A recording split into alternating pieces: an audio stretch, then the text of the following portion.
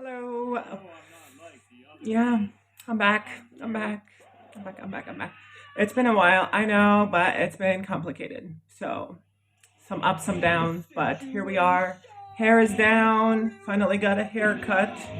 So, I'm pretty excited to not hide my hair. I mean, I like my hairdo before, but different story. Now, I am having a very rough, sad, low week. So bear with me. Now, why am I having a sad, low week? Well, it's almost New Year's, and since I started my HRT in May of 2023, 2024, 2023. No, 2024. I'm not sure. It's been a year and a half on HRT, and I got maybe 3 months of transition changes, literally. Let me explain why. Now, this is very hectic because literally my eyes are puffy. I've been crying all night long. Um, I would blame definitely the lines they have for us in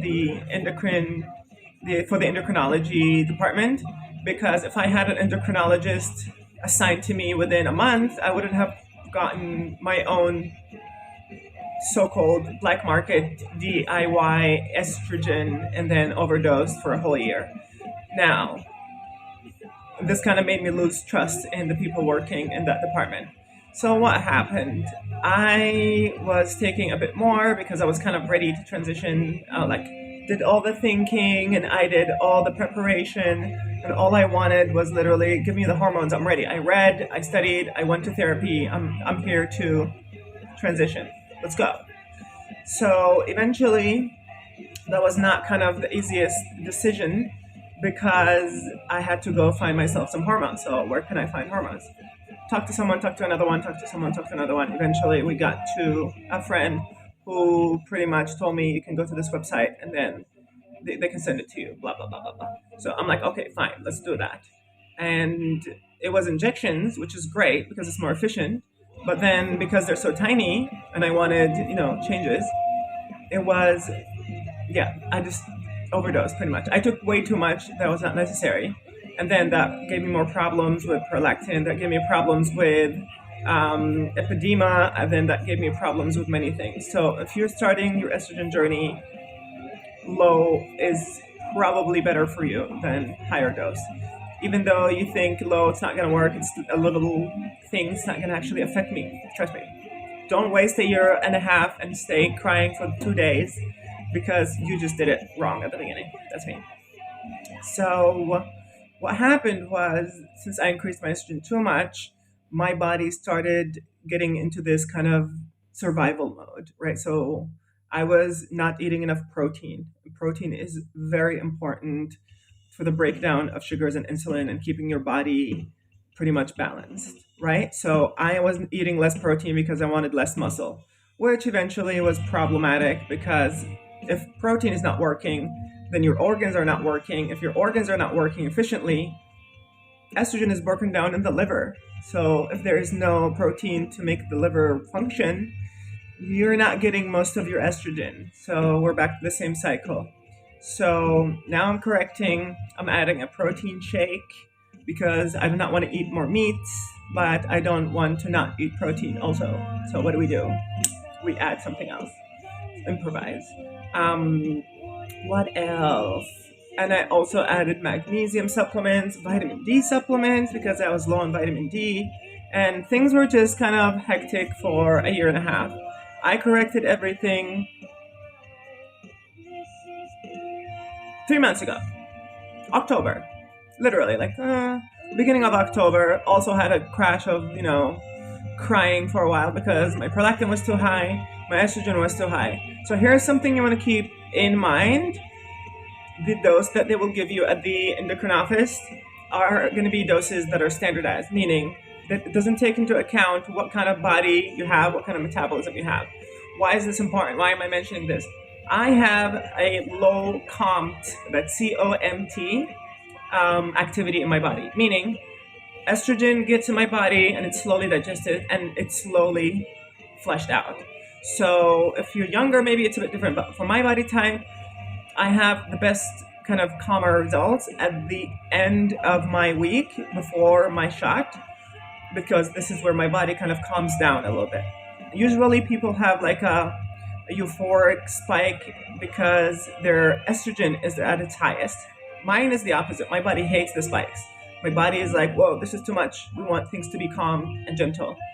And that kind of affected why I overdosed on estrogen, because the doses that I actually did were doses that I found online, meaning there were doses that other people were doing. So when someone tells me they're taking 7 milligrams of estrogen per week, estradiol and anthate injection, I did the same thing and it was horrible for me. And I'm like, well, why is she fine? Why am I overdosing? Eventually, this is the low comped activity. Now, for me, someone with the low comped activity, half of that dose is literally enough. I'm taking now 4.4 milligrams of estrogen, no, what do you call it? No blockers, no testosterone blockers. And for many people, this is a very low dose and you need a blocker.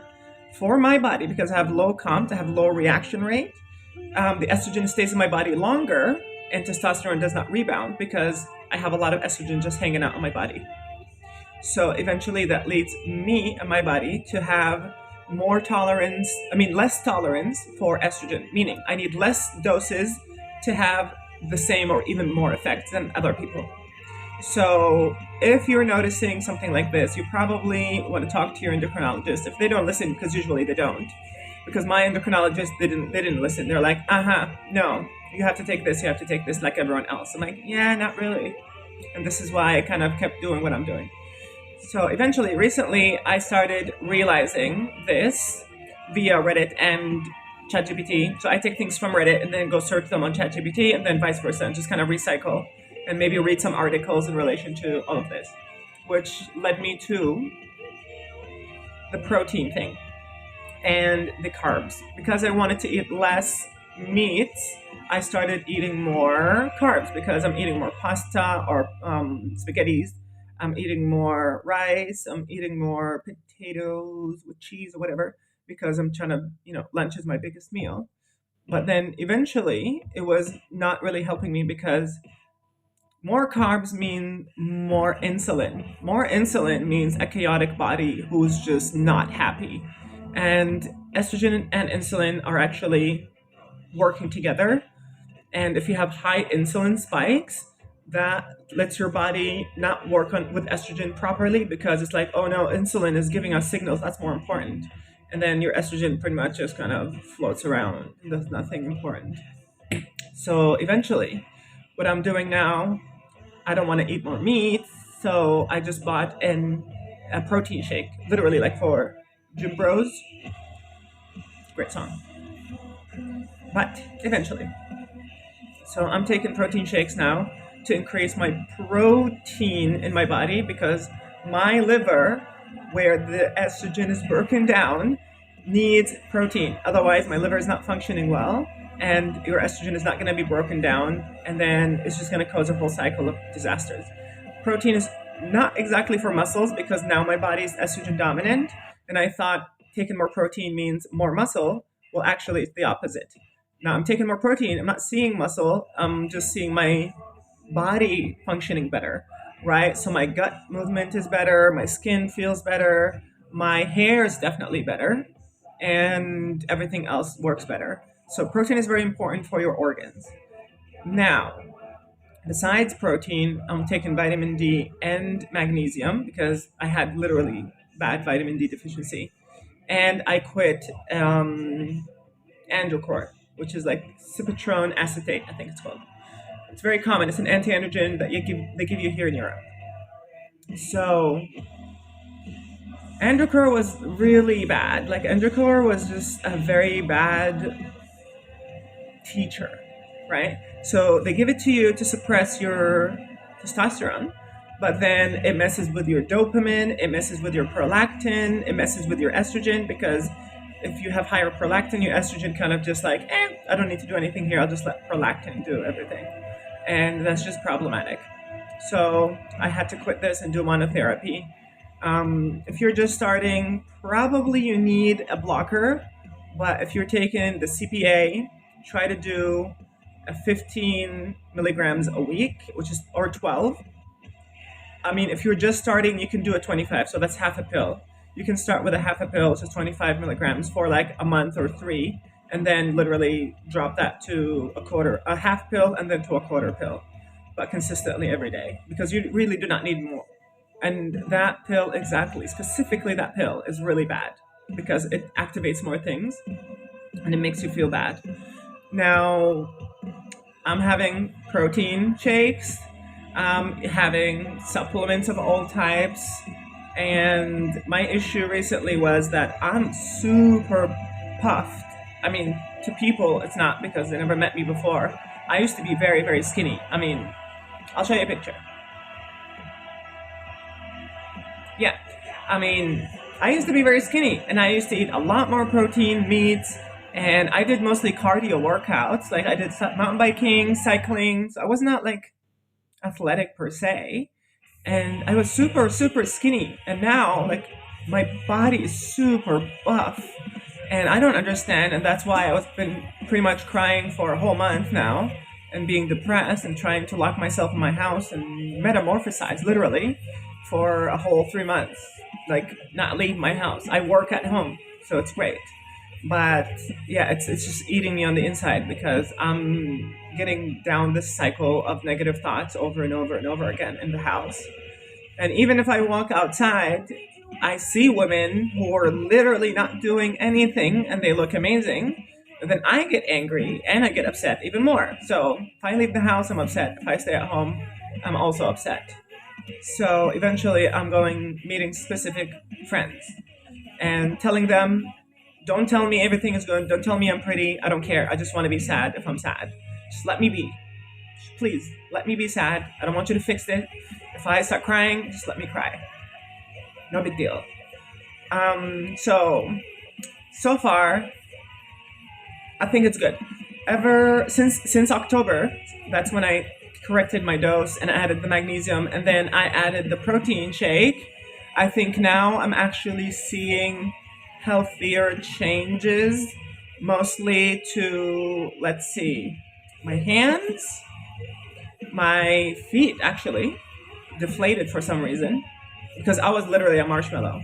My upper body is still puffed, and my waist is gone. I cannot even wear most of the pants. Upside, my legs are bigger. My thighs are definitely bigger, but my calves are also bigger, which is not great. So I look like a pregnant woman with a very masculine upper body. Like I'm so round and puff, but it's unproportionate. Like the upper body is still much bigger than the lower body. So I started looking this up, like what the hell is happening? And what I understand is because I was on testosterone before and I was doing cardio, like my muscles were very, very tight and very packed. So it was a very kind of, it was a very tiny muscle, right? So let's imagine this is my muscle, and it was very stretched, so, and it was very compact. And now, because I'm not exercising, and this is also a problem, I am adding a bit of dancing and exercise to get my heart pumping. Because what I'm noticing is I have water retention. Because, like I said, I dropped protein and started eating more carbs, and carbs are stored into the muscles as glycogen. And for every gram of glycogen, you have 3 grams of water. So I'm literally now a freaking water balloon. Confusing, I know. But eventually, what I'm doing now is try to deflate my body from all this excess water retention. And apparently, this is something typical at the beginning of your transition, especially if you come from a testosterone based body. If you're a teen, you probably are not going to see this as dramatically. But because I did like cardio exercise, cycling, mountain biking, my muscles were really, really compact. I had 8 packs, not 6, 8. And now I'm just like freaking massive burrito. And I do not like it. It just messes with everything. No matter how many different clothes I wear, no matter how many different styles and colors I wear, I just feel horrible with everything I wear. So that's a very big problem right now. So I'm actually going right now to look for a coat because my coat is also making me look wide and it's horrible. So now, what we want to get from this is protein is important, exercise is important. Now you don't want to like dance. You don't want to lift weights or whatever. You just need to do a little dance after lunch, or before dinner, or whatever big meal you have with lots of carbs. I mean, at least this is what I'm doing because I think for me it's necessary now. I'm trying to have my body deflate for the summer because I would like to have all these freaking dresses that I bought and I can never wear because it makes me feel bad. So they're just sitting there, and the more clothes I buy, they look great online, but then I wear them and it's like depression ever again, non-ending.